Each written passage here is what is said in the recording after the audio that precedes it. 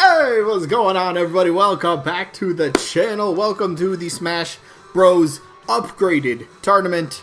So this is the second tournament that we do on the channel, and the newest one that we just started on Monday. So if you haven't seen it, easy, quick rundown, same as the last tournament. Put some characters into a tournament each day on the channel. I upload one of the matches. How the matches work, I talk about the two characters that are in the match. So go over a moveset, like a mini moveset pool. Maybe some facts about the character, maybe my own opinions about the character, whatever it is. A little bit of a story potentially, whatever it is, and then we'll vote between one of the two. But there's some rules and how this tournament works. So if you want to participate, you are more than welcome to. Just gotta follow the rules, but it's very simple rules. So here they are. Alright, the first rule is you have to be a little bit open-minded for this tournament. So this tournament consists of only characters that could be upgraded. So assist trophies, me costumes, spirits, all that sort of stuff. Could it be upgraded into a playable character? Then there's a chance it's in this tournament. Well, there's only 48 characters, but yeah, gotta be a little open-minded for that. So yeah, that is rule number one. Rule two, you get one single vote per person. We keep it fair that way, alright? Simple. Rule three, how do you vote? Simple. Down in the comments, type the name of the character you're voting for. However, if you like both the characters, or if you just have a difficult time deciding who to vote for, you can, yes, I repeat, you can vote for both by simply typing the word both. Simple. Rest of the rules, double elimination tournament, meaning a character will have to lose 2 times overall before being eliminated in the tournament.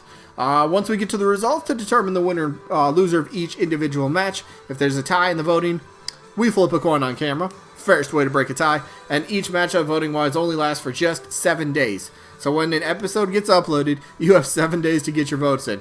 Your vote comes in after that, does not count. That's it for the rules. To the video we go. Alright, let's do this. So, starting off the match today, because again, no results. Results start on Monday, just so you guys know. But the matchup today, interesting one. We have the Hunter from Monster Hunter, because they were a Mii costume in Smash Bros. Wii U 3DS, so they qualified for this tournament. Alright, where's their Mii costume? We'll talk about that. But their opponent, Octoling from the Splatoon universe. Pretty good potential, and not a clone. You could do so much more, but we'll talk about that as well. So let's start with, what, Monster Hunter? Alright, cool. Monster Hunter. Now, Capcom owns the Monster Hunter, right? They make the games. They sell very well, right? They do tremendous. They've been on numerous Nintendo platforms. Handhelds, consoles, everything. They've been on all of it, except the Switch. But they, the games sell well. Nintendo and Capcom, they work very well together. So, if you make a list of companies, third parties that we might expect to get a rep in Smash Bros. Fighter Pass Volume 2, Capcom's probably going to be up there. At least in the terms of speculation, right? They got a lot to pick from. They really do. So, Monster Hunter. Monster Hunter is a really cool character in terms of the potential moveset. And it sucks because Byleth kind of took the idea that I had before Byleth even got revealed. And the idea that or at least the way that I envisioned the Hunter was, well, how Byleth plays. Different weapons for different parts of moves. Because neutral special, Ice Bow, really cool. Able to, fire it. Maybe the first one, it's just a quick little shot. And then if you could be able to charge it up a little bit, and if you hit him with the bigger, the charged up bow, you'll have a freezing effect to it as well. So, it's kind of what Byleth does with his neutral special, right? Side special. Okay, maybe I don't have anything exactly for side special, but other weapons that you could utilize. There's dual-wielding daggers. That could be your jab combo. There you go. That's simple. Just a couple, that's the official sound effect, too, that you would get. So, dual-wielding daggers would be pretty cool. The Hunter from Monster Hunter, the main one, does always carry a big blade. So, that could be a forward smash, potentially, or a down smash, kind of like swing it around. Who does that? Who does that with the sword? They kind of like wind up, and it's like a really slow, like kind of 360. Does Ganondorf? No, Ganondorf doesn't do that. Who does that? Somebody does that. I can't think of it off the top of my head, but somebody does that, and it'd be really cool, just really cool ledge get up, protective sort of move as well. And something I started thinking about recently was, how about the little cats? What are they, palicos or calicos or something like that? The little felines in the game. They kind of like help you along the way. They give you a little bit of a boost or something. So what if you could utilize that in the moveset as well, just to kind of make the character even a little bit more diverse? So maybe, okay, no, because I already had neutral special as the bow. But what about maybe down special? You get to summon out one of these little cat things. Again, is it Palico or Calico? I think it's Palico. Anyway, you summon out like one of these little cats, and maybe it gives you like a little cool boost in something. Maybe, you know, you get a boost in attack, or maybe the Calico would actually go out and do some attacks, and it would last for a few seconds. Whatever it might be, you know, just get that involved, which would be kind of cool because it's a nice nod to the series. So, I mean, it fits the whole Monster Hunter style, which would be really awesome. And, I don't know, like, again, potential for any hunter for Monster Hunter is absolutely there. And I only touched on just a couple weapons, how they could play. But you got so many different things, so many, yeah, just potential. It's off the charts, kind of. And, Monster Hunter has kind of always been, at least recently, in the past few years or so, has always been kind of like a character that's been like, alright, what if a Monster Hunter character was playable? It's always been talked about, and maybe it could happen, you know. And then we got the Mii costumes in Smash Wii U 3DS, which was kind of like, ooh, maybe this is kind of cool. They got some really cool armor and really cool sets, so you could do that for the alternate skins as well. Maybe get 2 or 3 or 4 different, armor sets for, different hunters, which would be kind of cool. So give them the Dragon Quest, the hero effect. So you get 4 different ones, and they each have like one alternate, color to their skin, which would be really cool. So even a better tie-in and reference to the series. So definitely would be there, and wouldn't it be in a way? Wouldn't it be kind of cool to be able to play as Monster Hunter and actually then go fight Rathalos? I mean, that'd be kind of cool, right? Just kind of like bringing Monster Hunter into Smash Bros.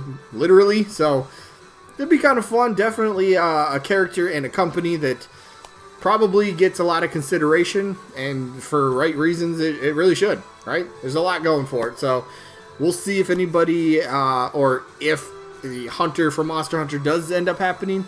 But yeah, we'll see. But it'd be really cool. I think they'd have a fun playstyle again, though, the way I can see it. Maybe it doesn't even play out the way I see it. Again, it's just my opinion here, but maybe they don't play anything like Byleth.